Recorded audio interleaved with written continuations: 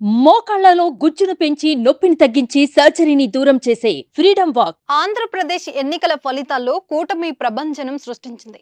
మొత్తం 175 స్థానాలకు గాను 165 స్థానాల్లో విజయం సాధించింది. టీడీపీ 135 స్థానాల్లో గెలుపొందగా జనసేన 21, బీజేపీ 8 స్థానాల్లో గెలుపొందాయి.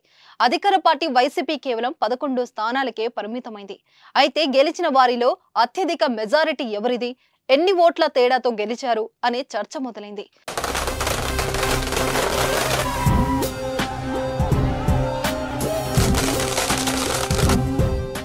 ఈ లిస్టులో సీఎంలో మాజీ సీఎంలు ఎవరు లేరు. టీడీపీకి చెందిన నేతలు మొదటి 3 స్థానాల్లో ఉన్నారు. వారు 90,000కు పైగా మెజారిటీని సొంతం చేసుకున్నారు.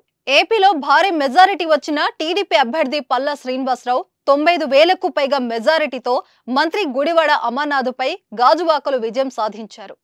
మరొకరు మాజీ మంత్రి గంటా శ్రీనివాసరావు భీమిలి నుంచి తన శిష్యుడు అవంతి శ్రీనివాస్ పై 92,000 పైచిలుకు మెజారిటీని అందుకున్నారు. ఇక టీడీపీ జాతీయ కార్యదర్శి నారా లోకేష్ మంగళగిరిలో 91,000కు పైగా ఓట్లతో గెలిచి సత్తా చాటారు.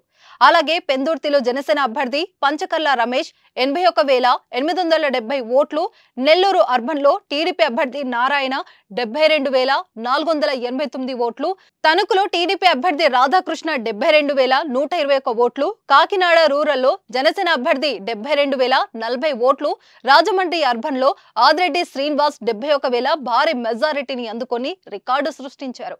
జనసేన అధినేత పవన్ కళ్యాణ్ కు పిఠాపురంలో 70,279 ఓట్ల ఆధిక్యం దక్కింది. ఇక తిరుగులేని విజయం సాధించడంతో ప్రమాణ స్వీకారానికి టీడీపీ ఏర్పాట్లు చేస్తుంది. ఈ నెల 9న చంద్రబాబు ప్రమాణ స్వీకారం చేయనున్నట్లు తెలుస్తుంది.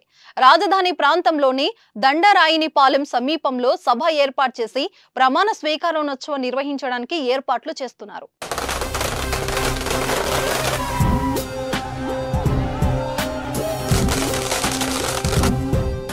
సుమన్ టీవీలో మీ పర్సనల్ అండ్ బిజినెస్ ప్రమోషన్స్ కోసం కింది నెంబర్కి కాంటాక్ట్ చేయండి.